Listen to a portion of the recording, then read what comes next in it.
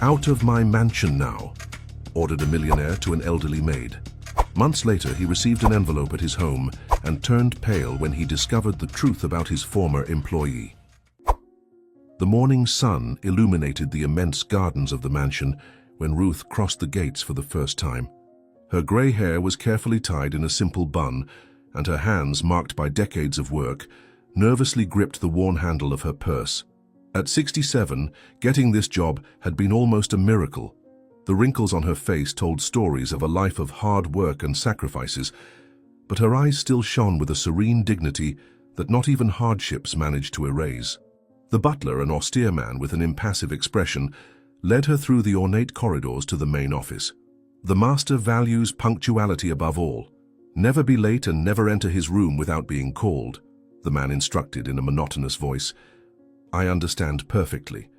I will do everything according to the house rules," Ruth replied, trying to hide the tremor in her voice while admiring the valuable paintings and antique furniture along the corridor. The interview with Richard was brief and formal. The businessman, a man of imposing stature and features marked by a permanent sadness, barely raised his eyes from the documents while explaining the duties and salary. Ruth noticed photographs of his deceased wife scattered throughout the office, a woman of classic beauty, with the same melancholic look that now inhabited their daughter's eyes. Richard had become a bitter man since his wife's death 5 years ago. His deep, controlled voice rarely showed emotion, his smiles were as rare as eclipses, and his obsessive dedication to work served as a shield against painful memories. When he finally looked at Ruth, it was with calculating eyes that assessed her work capacity, not her humanity. "We need someone discreet, efficient, and who knows how to keep distance from family matters. Understood?" he asked coldly, adjusting the gold watch on his wrist. "Yes, sir. I will be like a shadow, doing my work without interfering. I am immensely grateful for the opportunity," Ruth responded, firmly holding the edge of the chair to control the slight trembling of her hands.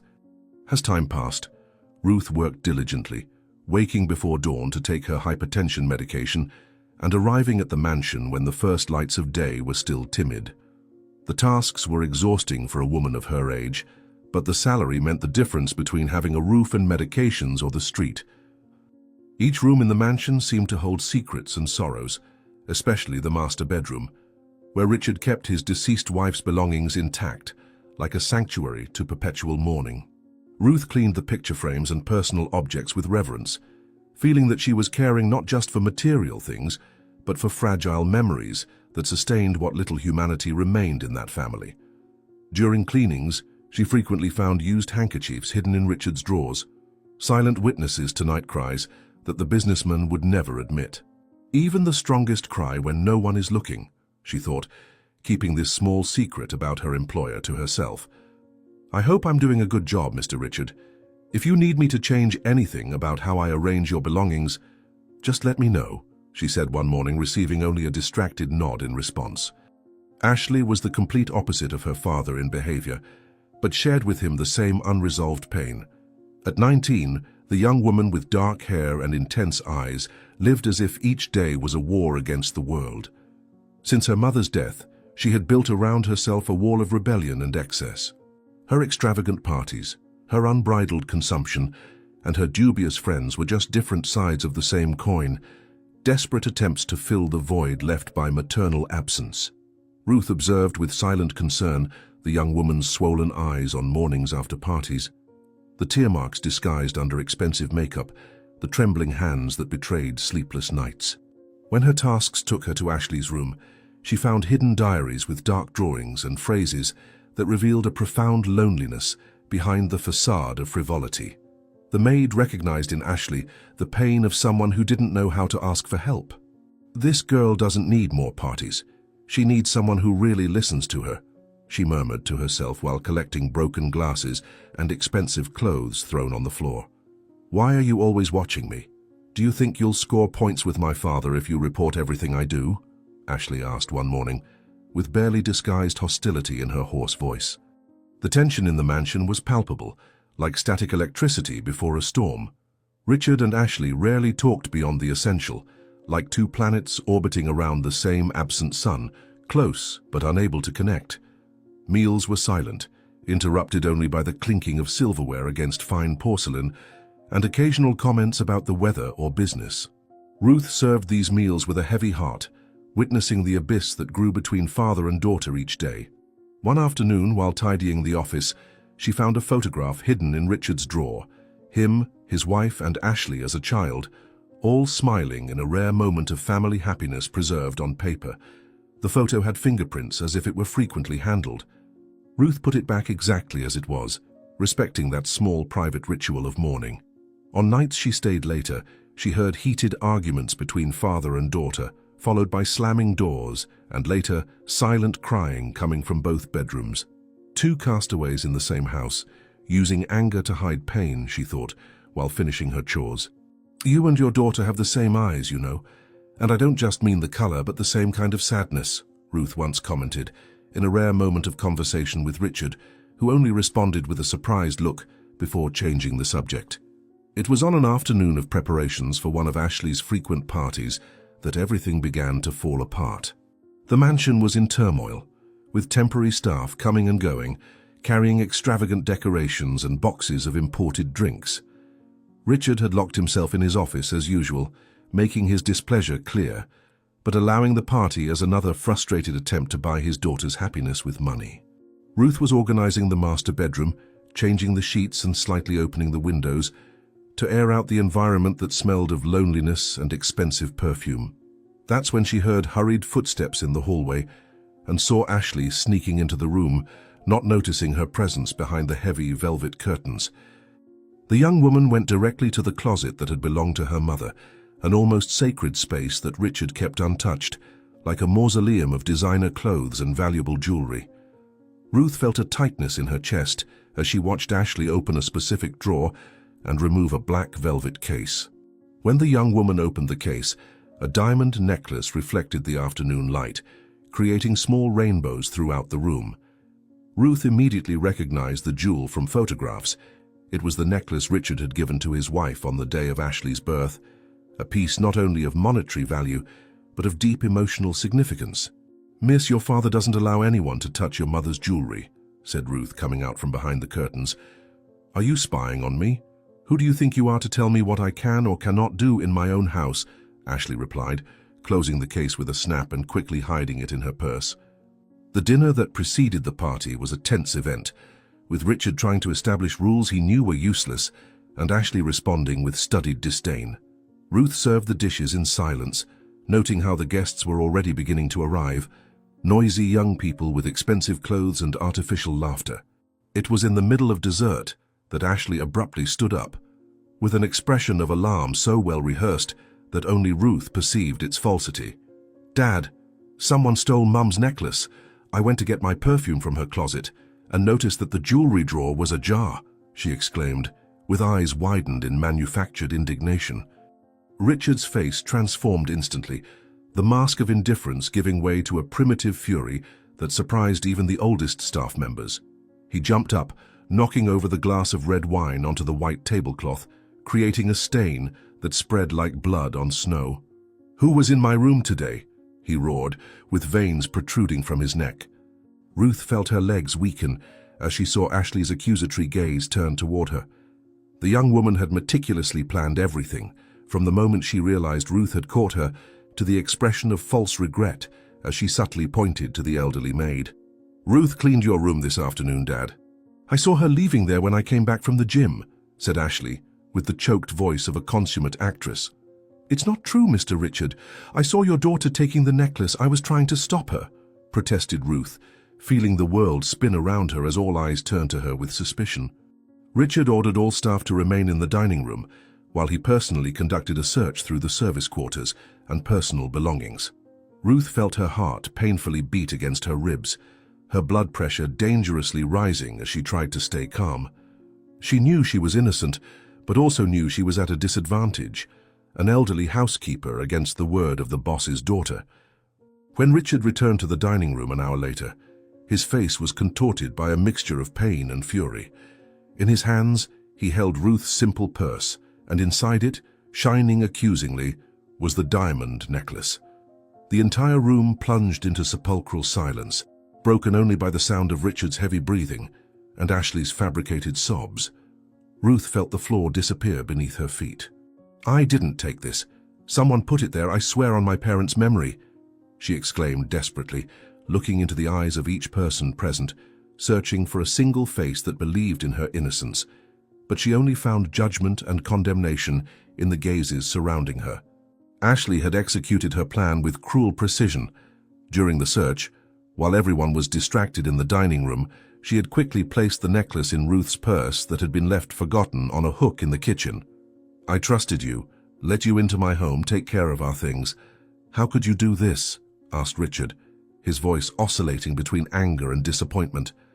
What followed was a public humiliation that would forever be etched in the memory of all present. Richard, blinded by anger and the reopened pain of losing his wife, could not see beyond the evidence planted against Ruth. "Out of my mansion now," he shouted, throwing the elderly woman's purse on the floor with such force that her few belongings, an old lipstick, a worn rosary, medical prescriptions, and blood pressure pills, scattered across the marble floor like small defeated soldiers. The necklace fell last, the diamonds sparkling under the chandelier lights like frozen tears. Ruth felt her face burn with shame as she bent down with difficulty to collect her belongings, feeling the pains of arthritis worsen with the stress of the situation. No one moved to help her. The other staff kept their distance, fearing being associated with the thief and losing their jobs too. Ashley watched the scene with an expression of triumph disguised as consternation, while the party guests whispered, delighted with the unexpected drama. "Mr. Richard, please. I would never do this. I need this job," begged Ruth, with genuine tears streaming down her wrinkled face. "Save your tears.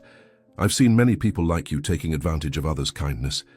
Take your things and get out before I call the police," replied Richard, turning his back on her in a final gesture of rejection. The rain fell mercilessly when Ruth crossed the mansion gates for the last time. The night sky had transformed into a vault of black clouds that poured water over the city, as if the firmament itself wept for her injustice. With no money for a taxi or bus, the elderly woman walked painfully along the slippery streets, feeling the icy water penetrate through the tears in her worn shoes. Her purse, now soaked, weighed on her arm as a constant reminder of the humiliation suffered. With each step, the pain in her chest increased. Not just the emotional pain of injustice, but a physical, sharp and alarming pain that radiated through her left arm and made breathing difficult. Ruth knew it was more than sadness. Her hypertension medication was wet and probably useless now, and the stress of the situation had raised her blood pressure to dangerous levels. The city lights seemed distorted through the curtains of rain and her tears, transforming passing cars into colored blurs that completely ignored her. There wasn't a living soul on the streets at that hour, just the occasional homeless person sheltered under awnings, silent witnesses to another urban tragedy. "My God, what will become of me now? How will I pay rent or buy my medicine?" muttered Ruth between sobs, feeling the weight of her 67 years as never before. "I still have my dignity. I may have lost everything, but I know who I am and what I did not do," she thought, trying to find strength to keep walking. With each step, it became more difficult to breathe. The pain in her chest was now a relentless claw squeezing her heart. Ruth tried to lean on a lamppost, but her legs weakened. The purse slipped from her numb fingers, falling into a puddle that reflected the city lights like a broken mirror. She tried to reach for it, but the sudden movement intensified the pain unbearably. Her knees gave way and she fell heavily onto the soaked sidewalk. The rain continued, washing away her tears and mixing with the cold sweat that now covered her pale forehead. Ruth felt a strange tingling in her left arm, followed by a numbness that spread rapidly. Her vision began to blur, not just from the rain, but from a dark veil that seemed to descend over her eyes. The city lights became increasingly distant and diffuse, like stars seen through a thick fog. "Help!" she tried to scream, but her voice was nothing more than a hoarse whisper that was lost in the noise of the storm. Her last conscious vision was of the raindrops falling mercilessly, each one reflecting for a moment the lights of the city, like small ephemeral diamonds that shined and disappeared. Not very different from that necklace that had destroyed her life. "Forgive them, Lord, for they know not what they do," were her last words before darkness completely enveloped her. Ruth woke up 3 days later in a small community hospital, where she had been taken by a taxi driver, who found her unconscious on the sidewalk during the storm. Her eyes opened slowly, disoriented by the fluorescent light that hummed on the peeling ceiling. Her body ached as if she had been run over, and thin IV tubes connected to her fragile arms. A middle-aged nurse in a worn uniform explained that she had suffered the beginning of a heart attack, aggravated by hypothermia from the rain. Without documents or emergency contacts, she was registered as an unidentified patient until she managed to murmur her name. The small silver cross she wore around her neck, her most precious possession, was enough to cover 2 days of basic hospitalization, but the hospital, with limited resources, could not keep her any longer. Ruth listened to everything in silence, each word weighing like lead in her still painful chest. So this is how it ends. Expelled from the mansion for a crime I didn't commit, and now without even my family cross, she thought, as silent tears ran down her wrinkled face. You'll need to continue taking these medications and get absolute rest, Mrs. Ruth. Do you have any family member who can take care of you? Asked the nurse with genuine concern in her tired eyes. Some time had passed since that fateful night. Ruth now lived in a small room on the top floor of a deteriorated tenement, a cubicle with peeling walls and a single window that barely closed, letting the cold night wind infiltrate along with the incessant noise from the street. The narrow bed creaked with every movement, and the communal bathroom at the end of the corridor was almost always occupied or having plumbing problems. The hospital had managed to secure an emergency spot for her in a temporary shelter, from where Ruth, recovering some of her strength, managed to rent this miserable little room with her last savings, money that should have bought her medications for the month. The few clothes she owned were hung on crooked nails on the wall, and her meals consisted of stale bread and weak coffee. The shame of the theft accusation followed her like a shadow. On the 2 occasions when she gathered courage to look for work in the houses neighboring the mansion, doors closed in her face. The news of an elderly maid who had stolen valuable jewelry spread quickly among the wealthy families in the neighborhood, closing all possibilities. Sitting on the edge of the bed, Ruth counted the few coins she had left. In 3 days she would no longer be able to pay the rent, and her improvised stock of medications cut in half to last longer was coming to an end. I never imagined that at the end of my life I would find myself like this, my God. With no money for medicine and about to lose my roof, she murmured to the small wooden crucifix she had made with sticks, a humble substitute for her lost silver cross. I still have my hands to work and my dignity. Tomorrow I'll try farther away, where nobody has heard about me, she said firmly to herself, trying to dispel the despair that threatened to suffocate her. In the mansion, life continued with a superficial normality that hid growing tensions. Richard had plunged even deeper into his business, leaving home before dawn and returning only to dine and lock himself in his office until late hours. The permanent dark circles and distant gaze betrayed sleepless nights.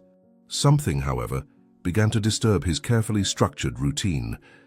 Objects continued to mysteriously disappear, despite Ruth's dismissal. First it was small things, a gold pen he kept on his desk, a silver photo frame, cufflinks that belonged to his father. Richard initially attributed the disappearances to his own distraction or to the carelessness of the new staff hired to replace Ruth. But the last straw came when his gold watch, an inheritance from his grandfather and an object of inestimable sentimental value, disappeared from his bedside table. A frantic search of the mansion revealed nothing, and Richard, always controlled and rational, felt invaded by an unsettling sensation that something didn't fit in the story of the thieving maid. During the silent breakfast, he observed Ashley more carefully. The young woman avoided his gaze, distractedly playing with her food and compulsively checking her phone. There was something different in her behavior, a subtle nervousness that he would have previously interpreted as simple teenage boredom. Something isn't right in this house since Ruth left. It's as if we've lost more than just a maid, he commented carefully, studying his daughter's reaction. You always dramatize everything, Dad. She was just another employee who tried to steal from us, like so many others have tried before, Ashley quickly replied, getting up to leave without finishing her coffee. Richard's suspicion grew like a seed planted in fertile soil. That afternoon, while Ashley was supposedly at the gym, he entered his daughter's room, something he hadn't done in years, respecting the privacy she fiercely demanded. The room was in its usual calculated disorder, expensive clothes scattered on the floor, imported makeup on the vanity, never-opened university books piled in the corner. Richard didn't exactly know what he was looking for until his eyes landed on the designer bag carelessly thrown over the armchair. Something compelled him to open it, breaking a boundary he had always respected. Inside, hidden under silk scarves and a makeup case, he found his gold watch. The initial shock quickly gave way to an icy anger that froze his thoughts. Continuing his now frantic search, he found, hidden in the back of the closet, other missing objects. The gold pen, the cufflinks, even small pieces of his wife's jewelry that Richard hadn't even noticed were missing. Each discovery was like a physical blow. He sat heavily on the edge of Ashley's bed, holding the watch in trembling hands. Memories of the night he expelled Ruth began to return with painful clarity.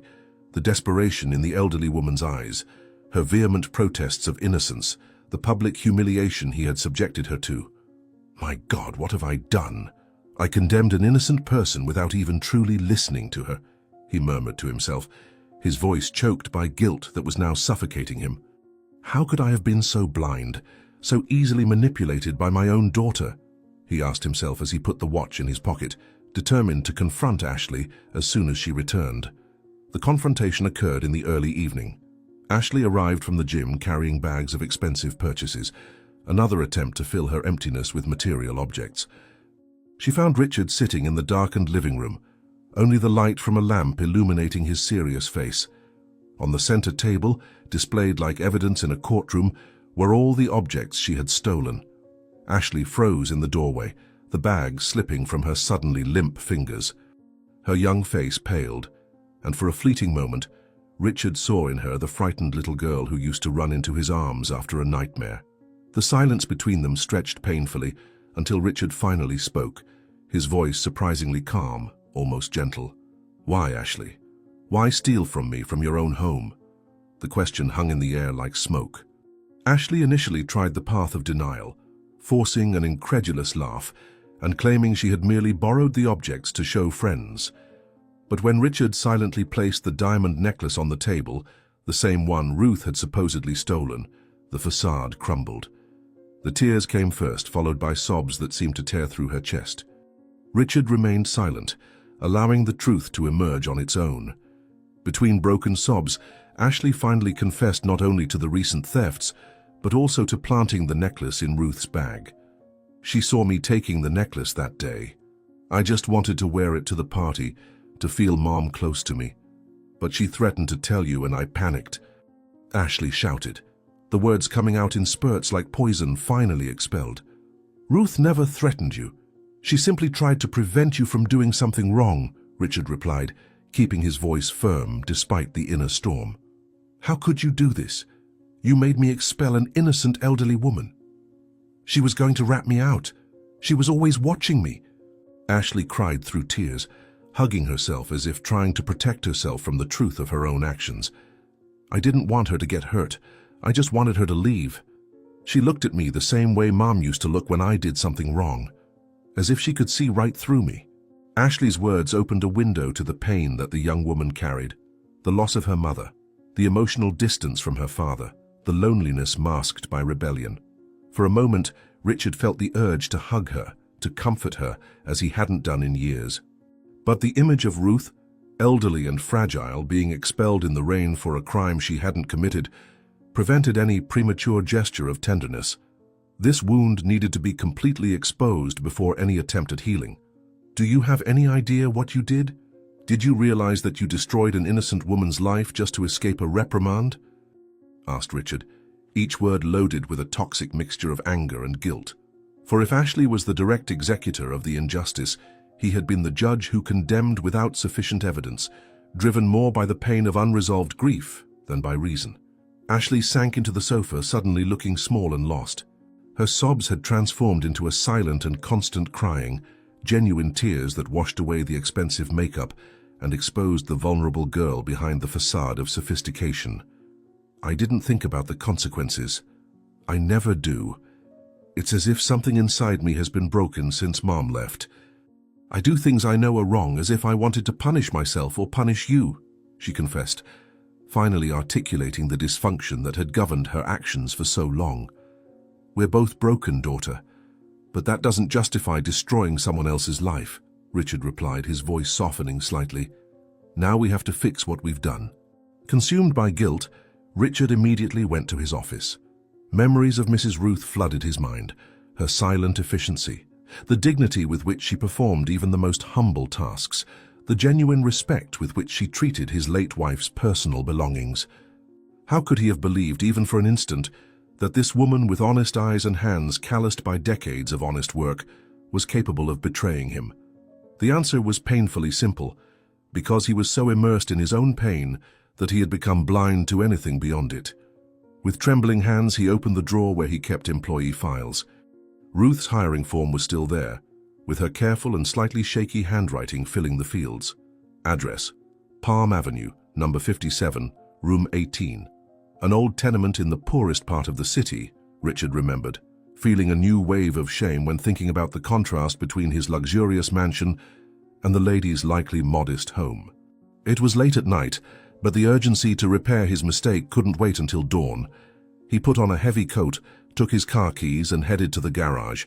Ashley followed him to the door, her face swollen from crying. "Can I go with you, Dad? I need to ask for forgiveness too," she asked in a small voice, more like the child she had been than the rebellious young woman she had become. Richard hesitated, torn between the desire to protect his daughter from public shame and the need for her to face the consequences of her actions. In the end, he shook his head negatively. "Not tonight, Ashley. First, I need to find her and see what situation she's in.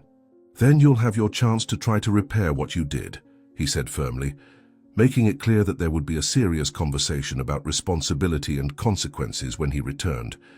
"Please tell her I'm sorry, really sorry, and that I'll do anything to fix this," whispered Ashley, hugging herself as if she felt cold despite the warm night. Palm Avenue turned out to be a narrow, poorly lit street where old buildings crowded like tired giants, supporting each other to avoid collapsing. Richard's luxury car attracted suspicious glances from the few passers-by still circulating at that hour. Number 57 was a particularly deteriorated building, with a facade that had once been yellow, but now displayed moisture stains and faded graffiti. The entrance door was ajar, revealing a dark lobby where a single lamp flickered irregularly. There was no intercom or security, just a narrow staircase leading to the upper floors. Richard slowly climbed the worn steps, feeling the weight of his guilt increase with each flight of stairs. The fourth floor was the last, and the dimly lit corridor displayed peeling doors with almost erased numbers. Room 18 was at the end of the corridor, its door as worn as the others. Richard took a deep breath, mentally rehearsing the words of apology that seemed terribly inadequate given the magnitude of his error. He knocked 3 times, but only silence answered. He knocked again, harder, calling Ruth's name. Nothing. A neighboring door opened, revealing an elderly woman with white hair tied in a loose bun, wearing a faded robe. Her tired eyes studied Richard with curiosity and suspicion. "If you're looking for room 18, it's empty. The lady who lived there disappeared days ago," she informed, clutching the robe against her thin body. "Disappeared? What do you mean?" "I'm Richard. She worked at my house. I urgently need to speak with her," he explained, feeling a knot forming in his throat. "You're looking for Ruth. She's been gone for days. Nobody knows what happened. If you know anything about her, please let me know. Leave your address. If I find out anything, I'll send news," replied the neighbor, her tone softening slightly in the face of Richard's evident concern. The businessman asked permission to look at the room, hoping to find some clue. The neighbor had a spare key, which Ruth had entrusted to her for emergencies. The interior of the small room was of a poverty that contracted the heart. A narrow bed without sheets, a small empty wardrobe, a precarious table with a single chair. There were no personal signs, as if Ruth had disappeared without leaving traces. The only evidence of her presence was a crumpled medical prescription under the bed, prescribing medications for hypertension and heart problems. Richard felt a wave of nausea imagining Ruth, elderly and sick, wandering the streets without money for her vital medicines, all because of his daughter's lie and his own inability to see beyond appearances. He turned to the neighbor, who observed with an indecipherable expression, "When was the last time you saw her? Did she say anything about where she might go?" he asked, his voice trembling with genuine concern. "The last time was more than a week ago. She wasn't well, always coughing and seemed weak. I thought she had gone to seek medical help, but since she didn't return—" "She had no family, as far as I know, just lived from working in family homes," replied the lady, studying Richard's devastated face with growing understanding. Richard handed the neighbor his personal card with the mansion's address and phone numbers. "Please, if you hear anything about her, let me know immediately. Any information, no matter how small," he pleaded, adding after a brief hesitation, "I made a terrible mistake with her and need to fix it." The neighbor nodded, putting the card in her robe pocket. There was something in her eyes, a mixture of judgment and human understanding, that made Richard feel exposed in his guilt and remorse. As he descended the worn stairs of the tenement, each step seemed like a hammer striking his conscience. Where could Ruth be now? Was she well, or had his injustice resulted in irreparable consequences? The humid night received him when he left the building, the starless sky reflecting the darkness in his soul. In the car, Richard allowed himself something he hadn't done in years: cry openly without trying to control or hide the tears. He cried for Ruth, for the injustice he had committed. He cried for his lost wife, whose absence was still an open wound. He cried for Ashley, as lost as he was in the pain of unresolved grief. And he cried for himself, for the man he had become, cold, distant, capable of condemning an innocent, without giving her the benefit of the doubt. "I will find you, Ruth, even if I have to turn over every hospital and shelter in this city. And I will do whatever it takes to repair my mistake," he promised aloud, starting the engine and driving slowly back to the mansion, devastated by the possibility of not being able to repair his injustice. "Some mistakes mark our souls forever," he thought, as the city lights blurred by tears passed by the car window. "But still, we must do everything in our power to repair them." The following months transformed Richard profoundly. His countenance, once imposing and controlled, now carried deep marks of fatigue and constant worry. His meticulously organized routine gave way to an obsessive search for Ruth.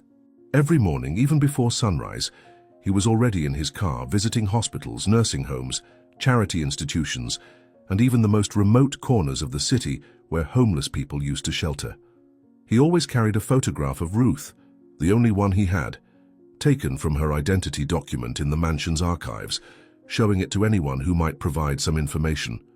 At night, he returned to the mansion exhausted, only to plunge into phone calls to authorities and acquaintances who might help him. In his office, a large map of the city was marked with colored pins indicating all the places already visited. His assistants and secretaries received daily orders to expand the search, offering rewards for anyone who brought reliable information. But despite all efforts and resources, Ruth seemed to have disappeared completely, as if the city had swallowed the humble lady without leaving any traces. The few moments of sleep that Richard managed to get were disturbed by vivid nightmares: Ruth begging for her job under the merciless rain, her expression of despair when she threw her purse on the ground, the silent tears running down her wrinkled face. How was I capable of doing that? Of humiliating someone who just wanted to work honestly? He asked himself every night, staring at the ceiling of his luxurious bedroom. If only I had given her the benefit of the doubt. If I had looked beyond the planted evidence, perhaps she would be fine now, he muttered to the silent walls that witnessed his growing guilt. While Richard scoured the city, the mansion was also undergoing subtle but significant transformations. Ashley, previously rebellious and disconnected from reality, began to show signs of genuine change. The shock of the confession and the gravity of the consequences of her lie seemed to have broken something inside her, not to destroy, but to rebuild. On a particularly difficult afternoon, while cleaning her room, a task she had never performed before, she found something that made her heart momentarily stop. Hidden under the bed, probably fallen during the tumult of the night of the expulsion, was the small silver cross that Ruth always carried around her neck. The simple jewel, without significant monetary value, but clearly precious to its owner, had a delicacy that contrasted with the opulence of the mansion. Ashley held it between her trembling fingers, imagining how many prayers and hopes that small cross had witnessed over the years.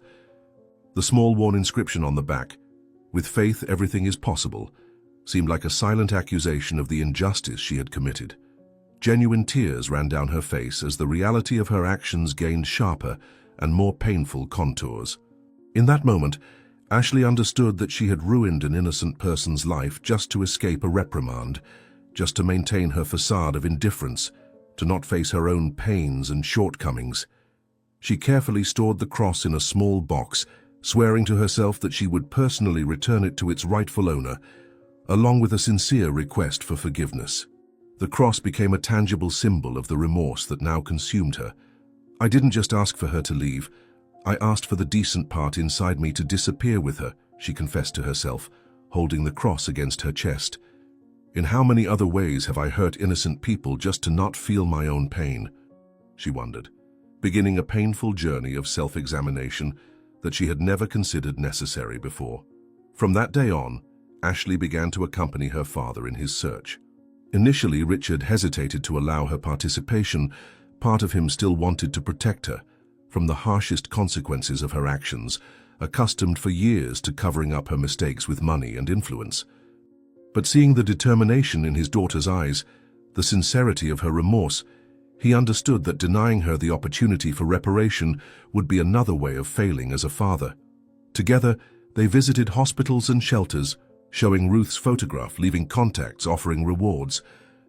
For the first time in years, they truly talked during these searches, not just about Ruth, but about the deceased mother, about the pain they both carried and had never properly shared. Amid the guilt and concern, something was beginning to be repaired between father and daughter. A connection that had been cut by the premature death of the mother was beginning to be rebuilt, thread by thread, through the shared search for redemption. Ashley spoke openly about her feelings for the first time, the abandonment she felt when her mother died, and her father closed himself in his silent grief, the anger she had cultivated as a shield, the constant feeling of not being enough, of not deserving love. Richard, in turn, finally admitted his own failures as a father, recognizing how his emotional isolation had pushed his daughter toward destructive behaviors. "I always thought that showing strength meant hiding my pain from you as if that could protect you. I never realized that my silence was interpreted as indifference," Richard confessed during one of these searches, while driving slowly through a peripheral neighborhood. "I can't stop thinking that perhaps we did to Ruth the same thing we did to each other. We assumed the worst without trying to understand. We judged without listening. We condemned without questioning," Ashley replied, looking out the window at the deteriorated streets they were passing through. Time, however, continued passing relentlessly without news of Ruth. Months after the search began, hope was beginning to fade, giving way to a somber fear that perhaps it was too late, that the damage caused might be irreparable. Ashley had recurring nightmares in which they found Ruth only to discover that she had passed away, alone and abandoned, carrying the unjust accusation of theft to the end. Richard, in turn, had begun to consider the possibility that Ruth might have left the city, perhaps seeking distant relatives or simply fleeing from painful memories. Both feared they would never have the chance to ask for forgiveness, to try to repair, even minimally, the damage caused. In the mansion, the room once occupied by Ruth remained empty. No other employee was hired to replace her. Richard couldn't even consider the idea, as if keeping the room untouched was a silent tribute to the injustice committed, a way of keeping alive the hope for her return. The searches, once frantic, became more systematic and comprehensive, extending to neighboring cities. Richard used all the resources and contacts he had, but frustration grew with each day without news. Ashley, watching her father wasting away under the weight of guilt, feared for his well-being. On a particularly difficult afternoon, after another fruitless search, she held her father's hand firmly. "We need to be prepared for the possibility of not finding her, father. Not because we should give up, but because perhaps our redemption must come in another form. By helping other people like her," she suggested with surprising maturity. "How can I accept that, Ashley? How can I go on with my life knowing I destroyed hers and couldn't even ask for forgiveness?" asked Richard with a vulnerability he had never shown before. It was on an ordinary Wednesday, while Richard was in an important business meeting, commitments he reluctantly maintained between searches, that the mailman delivered a simple envelope to the mansion. The paper was cheap, yellowed, with the address handwritten in shaky handwriting. Ashley, who had stayed home that day, received the correspondence. There was no return address, only the mansion's address carefully written. For a moment she hesitated to open something addressed to her father, but something about the simplicity of that envelope awakened her intuition. With trembling fingers, she carefully opened it. Inside was a single sheet of paper, also yellowed and slightly crumpled with few lines written. As she read, her face drastically paled. It was from the neighbor in the tenement, the same elderly lady Richard had contacted months ago. The message was direct and devastating. "Mr. Richard, I found Ruth by chance. She is hospitalized at the South Zone Municipal Hospital in critical condition. I found her when I went to visit my brother. The doctor said she suffered several strokes due to lack of medication and is very weak. They don't believe she will hold on for much longer. She has no one in the world, sir." Ashley felt her legs weaken, needing to lean against the wall to avoid falling. Ruth was alive, but for how long? The thought that they might find her only to see her pass away forever was almost unbearable. Without losing a second, she called her father. "Dad, we found Ruth. She's at the South Zone Municipal Hospital in critical condition. We need to go right now." Her urgent voice conveyed both relief at finally finding her and terror at the state she was in. "I'm leaving the meeting right now. Meet me in the garage in 15 minutes. Call the hospital director and inform them we're on our way and that any necessary treatments or specialists should be arranged immediately, regardless of cost," Richard responded, his voice mixing relief and apprehension. The South Zone Municipal Hospital revealed itself as a precarious structure on the fringes of the city, an old building with peeling walls and obsolete equipment. The waiting room was crowded, with people sitting on the floor due to the lack of chairs, the air heavy with the odors of cheap antiseptic and disinfectant. When Richard and Ashley arrived, their expensive clothes and the luxury car parked in front contrasted painfully with the poverty of the environment. The reception counter was cluttered with yellowed papers, and a single overwhelmed employee tried to organize the administrative chaos. Richard, normally accustomed to being immediately recognized and attended to wherever he went, now faced the anonymous bureaucracy of the public health system. His name and money meant little in that environment where scarcity was the rule. After minutes that seemed like hours, they managed to get information about Ruth. She was in the intensive care unit on the 3rd floor. The elevator was broken, forcing them to climb narrow, poorly lit stairs. The contrast with the private hospitals they frequented couldn't be more striking. Here, each resource was stretched to the maximum, each piece of equipment used to its absolute limit, each professional overloaded beyond what was humanly possible. Upon arriving at the indicated ward, they found a middle-aged doctor with deep dark circles under his eyes and a stained lab coat, visibly exhausted after what was probably a many-hour shift. "We've come to see Ruth, please. We received a letter informing us that she is in critical condition," explained Richard, trying to maintain his composure despite the anxiety consuming him. The unidentified woman in bed 18. They finally found her family. "She's been with us for almost a month, brought in unconscious after collapsing on the street," responded the doctor, quickly consulting a clipboard full of notes. With permission to visit her, Richard and Ashley entered the overcrowded infirmary. The environment was oppressive, beds separated only by thin curtains, old monitors beeping at different rhythms, the constant sound of coughs, moans, and occasional crying. Bed 18 was at the back, near a window that barely closed, letting in currents of cold air. And there she was, Ruth, almost unrecognizable. Her body, already naturally small, seemed to have shriveled even more, like a leaf dried by time. Her once brown skin now had a grayish tone, stretched over prominent bones. Tubes and wires connected her fragile body to monitors and IV bags. Her grey hair had been cut short, probably for hospital practicality, revealing a delicate skull that seemed terribly vulnerable. Her eyes were closed, the eyelids so thin that small bluish veins were visible. Her hands, once always in motion, caring for the house and others, now rested motionless on the faded sheet, with needle marks and bruises from multiple venous punctures. The sight was so devastating that Ashley stifled a sob, while Richard froze at the entrance, as if he had taken a physical blow. The doctor, accustomed to such reactions, approached to explain the situation. Her condition is extremely serious. She suffered multiple small strokes, probably due to uncontrolled blood pressure. Her cardiac condition has deteriorated significantly from lack of regular medication. Unfortunately, we don't have the proper equipment or neurology specialists available. Without advanced resources, it's a matter of days, explained the tired doctor, his monotone voice revealing not indifference, but the defense mechanism of someone who daily faces limitations that result in preventable losses. This is unacceptable. I want to transfer her immediately to the central private hospital. Arrange an advanced life support ambulance right now. I'll assume all costs and responsibilities, ordered Richard, his voice recovering the authoritative tone of the businessman accustomed to being obeyed. The transfer process proved to be a bureaucratic battle, even with all of Richard's resources. Forms needed to be signed, responsibilities transferred, procedures followed. During the wait, Richard and Ashley remained by Ruth's bedside.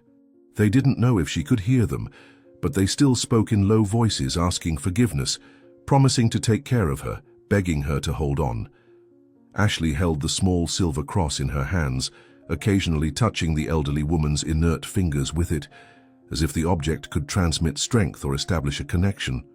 Richard, in turn, remained in constant contact with the central hospital, ensuring that the best medical team was prepared to receive her, that the best room was prepared, that no resource would be spared. The ambulance finally arrived at dusk, a modern vehicle equipped with cutting-edge technology, as out of place in the precarious parking lot of the public hospital as Richard and Ashley were in the waiting room. The transfer needed to be done with extreme care. Ruth was prepared by nurses, her tubes and monitors temporarily adapted for transport. Richard insisted on accompanying her in the ambulance, while Ashley would follow in the family car. When they finally placed Ruth on the transport stretcher, she looked even smaller and more fragile, as if each movement could break her irreparably. During the journey, Richard sat beside her in the ambulance, holding her cold, wrinkled hand between his. The paramedics constantly monitored her vital signs, adjusting medications and oxygen. The city passed quickly by the ambulance windows, lights reflecting like shooting stars. The same city that had almost swallowed Ruth without leaving traces, that had witnessed her fall and now belatedly her possible rescue. Please hold on, Ruth. I know I don't deserve your forgiveness, but I still beg for it. I need the chance to try to fix what I did, murmured Richard, a secular prayer directed both to Ruth and to any greater force that might be listening. I promise that if you survive, you'll never want for anything again. I'll take care of you as I should have from the beginning, he continued, silent tears streaming down his face, now stripped of any mask of pride or emotional detachment. It was when they were just minutes away from Central Hospital that everything changed drastically. The monitors connected to Ruth began emitting strident alarms. Her fragile body arched slightly and then relaxed in an alarming way. The paramedics immediately sprang into action, moving with the coordinated precision of those who faced emergencies daily. "Fibrillation, pressure dropping rapidly," shouted one of them, while the other was already preparing the portable defibrillator. Richard was pushed to the corner of the ambulance, watching helplessly as the team fought to stabilize Ruth. "We're losing her," exclaimed the younger paramedic, applying the defibrillator pads to the elderly woman's fragile chest. Her body jerked with the shock, but the monitors continued showing an erratic rhythm dangerously close to a flat line. Richard felt the world shrink to that small space, to the increasingly weak beep of the monitor, to the frantic movement of the paramedics. All his power, money, and influence seemed absolutely useless in the face of human life's fragility, especially a life that he himself had helped to break. Ignoring the team's protests, he approached again, holding Ruth's hand. "Please, hang on. I need to redeem myself. It can't end like this, it can't," he begged, his voice choked with desperation. The final journey to the hospital transformed into a race against time. The paramedics worked incessantly, administering medications, monitoring signs, doing everything in their power to keep Ruth alive until they reached the equipped hospital. When they finally reached the emergency entrance, the monitors showed an almost flat line, with only occasional weak undulations indicating that some cardiac activity still persisted, however tenuous it might be. The emergency team was already waiting, alerted in advance about the case's severity. As soon as the ambulance doors opened, doctors and nurses invaded the vehicle, taking control with the urgency the situation demanded. Patient in imminent cardiac arrest, resuscitation protocol initiated in the ambulance without satisfactory response, the paramedic quickly informed as they transferred Ruth to a hospital stretcher. Take her immediately to emergency room 1. I want the cardiology and neurology team now, ordered the chief physician, as the stretcher was rapidly pushed through the impeccably clean corridors of the private hospital, leaving Richard behind, petrified by the fear that they had arrived too late. The contrast between the two hospitals couldn't be more shocking. While municipal hospitals struggled with scarce resources and deficient structure, Central Hospital was the epitome of modern medicine. Gleaming floors, cutting-edge equipment, complete teams of specialists available at any hour. All this luxury, however, would be worthless if it couldn't save Ruth's fragile life. Richard remained in the waiting room, motionless as a statue, eyes fixed on the doors through which Ruth had disappeared. Ashley arrived a few minutes later, breathless and with eyes wide with concern. Upon being informed about the sudden deterioration in Ruth's condition, she covered her face with her hands, as if trying to hide from the devastating possibility that her actions might have cost a life. Father and daughter waited side by side, united in their shared fear and guilt, unable to offer consolation to each other when both felt equally responsible. Occasionally, Ashley squeezed the small silver cross so hard that her palms were marked by the outline of the object.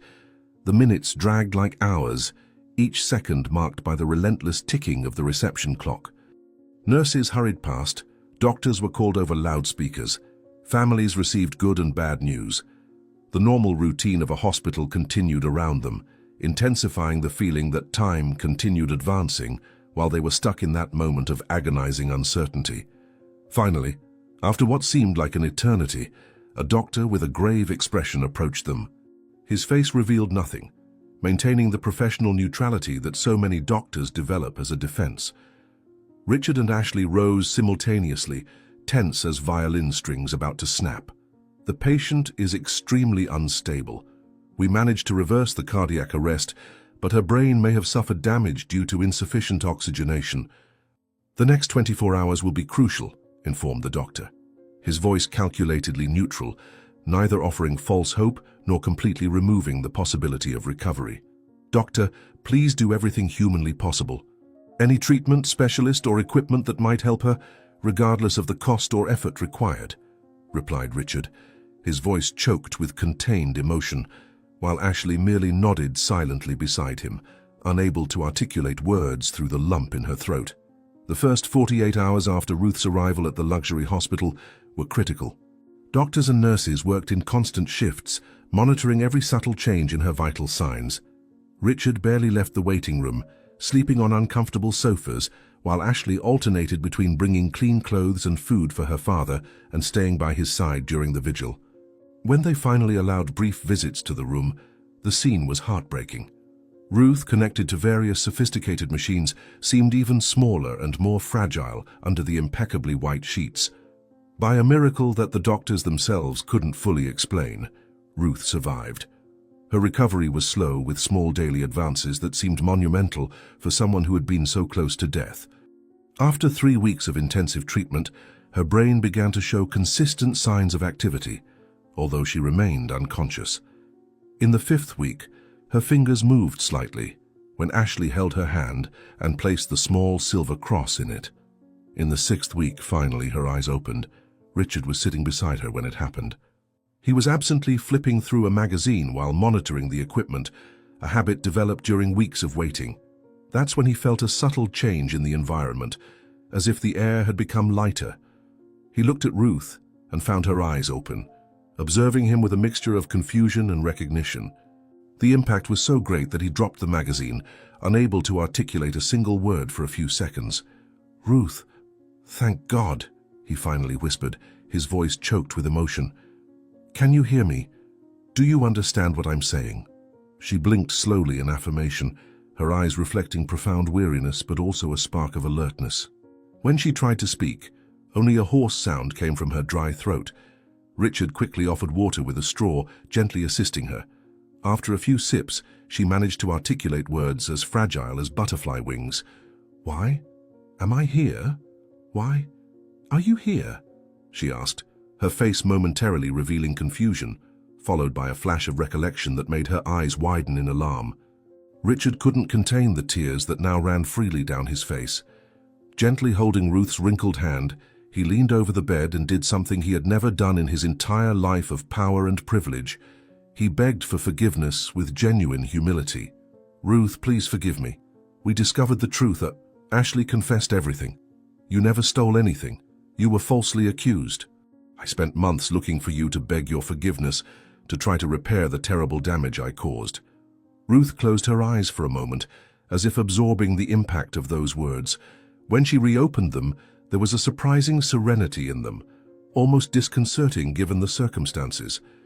"Time teaches us many lessons, Mr. Richard," she said softly. "The greatest of them is that carrying hatred is like drinking poison, hoping the other person will die." With those simple words, Ruth demonstrated a generosity of spirit that Richard had never experienced in his privileged social circles. She accepted his request for forgiveness with the dignity of someone who had lived a difficult but principled life, without allowing the injustices suffered to poison her soul. During the following weeks, as her recovery progressed, Ruth slowly revealed to Richard the invisible bond that had connected their families for decades. With a voice still weak but increasingly firm each day, she told a story that left him deeply shaken. "It was no coincidence that I sought work in your home, Mr. Richard. There was something I needed to understand," she began on a particularly sunny day, with Ashley also present in the room. "Years ago, long before your birth, I worked as a young maid in your parents' house. My grandmother Dorothy was the head housekeeper, the woman who practically raised you in your early years of life." Richard's eyes widened, nebulous memories emerging from the depths of his childhood. A woman with a gentle smile who told stories and made the best hot chocolate on rainy days. "I vaguely remember her. She disappeared when I was about 5 years old," he murmured, perplexed. "She didn't disappear, Mr. Richard. She was expelled, accused of stealing an emerald brooch from her mother," revealed Ruth, her eyes showing the ancient pain of injustice. "The circle repeats itself, Mr. Richard. Your mother planted the brooch in my grandmother's purse to hide her own excessive spending. My grandmother died in poverty, swearing her innocence until her last breath. When I saw your job advertisement, I decided to meet the family that destroyed her life. It wasn't for revenge. It was to understand." Richard felt the world around him crumble with that revelation. Fragments of childhood memories, his mother screaming, his beloved governess crying and being taken away, he himself hidden behind a door, witnessing without understanding, now fit together in a painful mosaic. The story had repeated itself with cruel perfection, with him in the role that had been his mother's, Ashley replicating the same mistakes, and Ruth suffering her grandmother's fate. "Why didn't you tell me before?" he asked, with tears in his eyes. "Because I saw in your eyes that you're not like your parents," Ruth answered serenely. "You're a good man who made a mistake. And your daughter.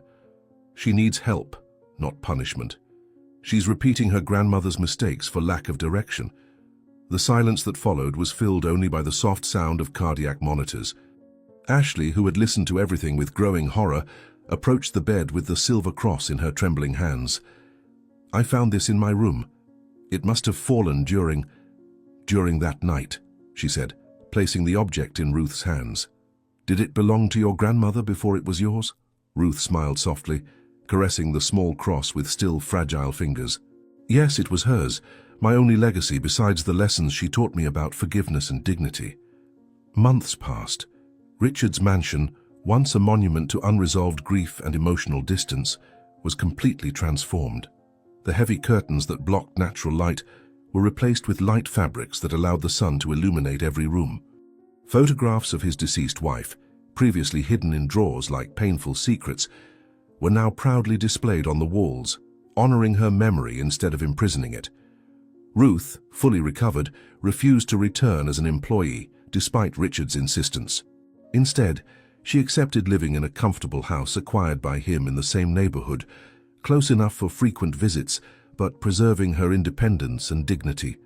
The house, a 2-bedroom cottage with a small garden, where she cultivated herbs and colorful flowers, became a haven of peace not only for her, but for anyone who needed advice or simply a cup of tea, served with understanding. Her hands, once calloused from heavy work, now occupied themselves with crochet and gardening, activities that brought her deep satisfaction. More important than material comfort, however, was the role she assumed in Ashley's life. The young woman, transformed by the experience, abandoned empty parties and unbridled consumption. Under Ruth's gentle but firm guidance, she rediscovered a genuine purpose. The initially shy and uncomfortable visits soon transformed into long afternoons of conversations and mutual learning. Ashley brought her university books, previously never opened, and Ruth shared life stories that no professor could teach, an exchange that filled voids in both. Directionless youth finding wisdom in experience, lonely old age finding renewal in youthful enthusiasm. Richard, seeing the change in his daughter and wanting to honor Ruth's grandmother's memory, established a foundation dedicated to helping vulnerable elderly people, especially former domestic workers without adequate retirement. The project was carefully planned, involving legal assistance for former employees, dignified housing for abandoned elderly, and specific health programs for common diseases in old age. Every aspect was conceived with the respect and consideration that once lacked in his relationship with employees. Ashley became the youngest director of the foundation, bringing energy and new ideas to the project. Her innovative approach included connecting young medical, nursing, and psychology students with the elderly, creating intergenerational bonds that benefited both groups. Her talent for organization, previously used to plan extravagant parties, now directed itself toward fundraising campaigns and expanding the foundation's services to more distant and needy communities. On the official inauguration night of the Dorothy Foundation, the mansion hosted a celebration where, for the first time, all staff were not just servants, but guests of honor. The same halls that had previously witnessed Ruth's humiliation now celebrated her dignity and wisdom. The walls that once seemed cold and distant now reverberated with sincere laughter and lively conversations among people of all ages and social classes. Ruth, wearing a simple yet elegant dress with her silver cross shining on her neck, watched with pride as Ashley helped an elderly lady sit comfortably for dinner. Her eyes, which had seen so much pain and injustice, now shone with the satisfaction of witnessing the transformation, not just of a family, but of an intergenerational cycle of pain. "Sometimes we need to lose everything to find our way back to our humanity," Ruth commented softly. Richard, with a serene smile that hadn't appeared in years, replied, "You taught me that it's never too late to break the circle of past mistakes. My family owes you 2 lives." In the center of the hall, Ashley raised a glass, to Dorothy, whose injustice was repaired, to Ruth, who taught us dignity and forgiveness, and to all of us who learned that family is defined by the bonds we choose to honor. The soft light from the chandeliers illuminated discreet tears of mutual recognition and sincere smiles between people previously separated by social chasms. A circle of pain that had endured for generations finally transformed into a cycle of healing, interweaving the stories of Ruth, Richard, Ashley, and Dorothy into a new fabric, stronger for honoring all threads, including those marked by injustice. Did you like Ruth and Richard's story? Then subscribe to the channel, leave your like and comment where you're watching from. Oh, and there's another story waiting for you here on the screen. Click there and I'll be waiting for you.